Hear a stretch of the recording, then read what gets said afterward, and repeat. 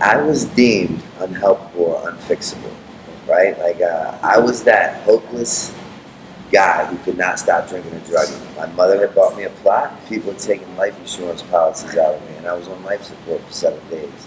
So needless to say, like no one was betting on me to get sober, including myself. Because what I realized is like my very best thinking,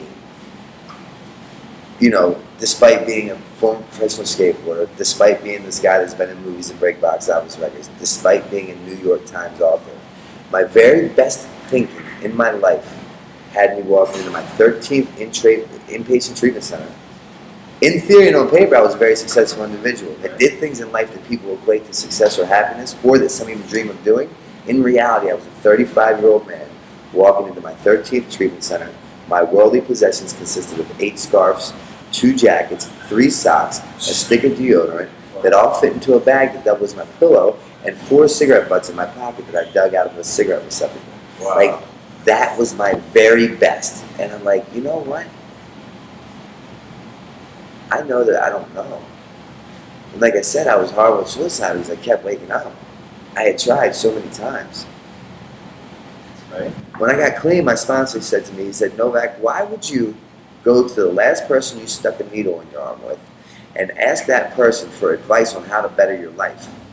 And I'm like, wow, I'm the last person I put a needle in my arm with. And all of a sudden, I'm going to go to me, the same person that's shooting up on a daily basis, and say, what should I do to better my life? So the best thing happened for me this time that could have happened. When I walked in that treatment center, for the first time in my life, I didn't have a plan. I had no agenda. All I knew is that I didn't want to feel how I felt. I stayed there for 90 days. I went to a sober living house for 1 year, and my pattern prior to this time was always I would get clean, and I would leave treatment, and I would go to the gym, I would do yoga, I would do all these things, and I would want a glass of wine. And then as soon as I was drinking a glass of wine, I need cocaine. And then I want to go to bed, so I do Xanax. And before I know it, I have a needle on my arm. And I knew that was a problem, but I knew it was really a problem when my best friend, Bam, called out my pattern. And I'm like, fuck, like you have your own issues, but like you're calling mine out, like this is bad. I wasn't scared of going out and drinking and drugging and dying. Right. What I was scared of was going out and drinking and drugging and not dying. Wow. And waking up every day and using against my will. Money, property, and prestige did not bring me happiness. I had those things tenfold. Right. And the reality is because I was always confused. I thought social acceptability equaled personal recovery. Right. So I thought if the bank account was high enough, the woman was pretty enough, the house was new enough, and the car was brand and clean enough, right, I must be doing good. But the reality is when I had those things, I was never so broken, strung out, and in a state of despair in my life. The statistics state theoretical evidence dictates that I am to be high or dead right now. The fact that I'm not is A, miraculous, meaning miracle, and B, it defies logic. You know, I do a lot of interviews and they say, would you take back anything from your past? And this is the honest to God truth. There's only one thing I would take back from my past, yeah, and that is the sleepless nights and the pain that I've caused my loved ones.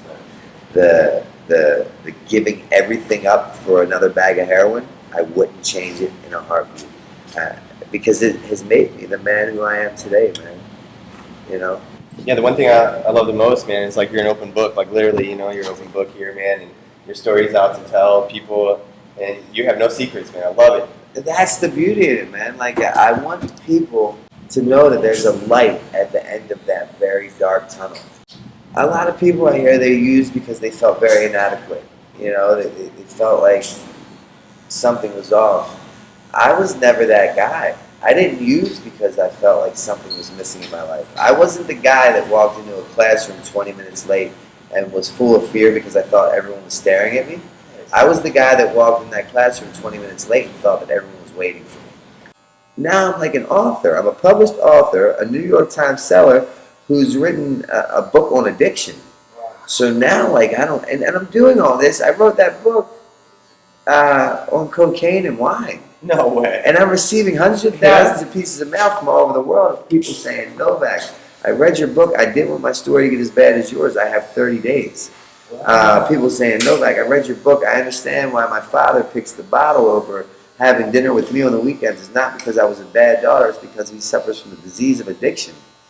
Now I can't understand anything because my mind tells me I'm saving all these people's lives, but I can't keep a needle out of my own arm.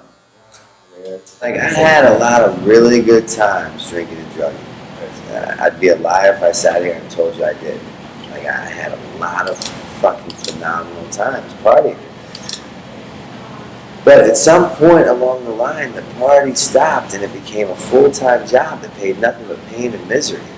And then I got further along in my drinking and drugging career, and I hit a point where I could no longer live with or without a drink or a drug. Wow, man. Like, no matter how much wine I drank, no matter how much heroin I shot, I was no longer okay with doing those things against my will to get another bag of heroin. My spouse always tells me, if I plan on staying sober, plan on getting used to being divinely inconvenienced.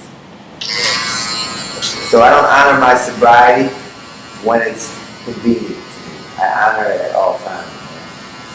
Because people did for me what I could not do for myself. So how dare I not fucking pay it forward?